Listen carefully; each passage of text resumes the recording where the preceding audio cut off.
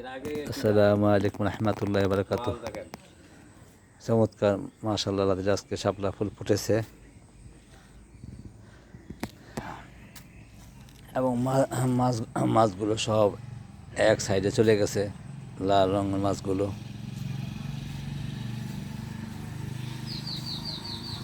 সমস্ত মাছগুলা একসাথে আছে, তারা টোপাপানা খাচ্ছে মাঝে মধ্যে।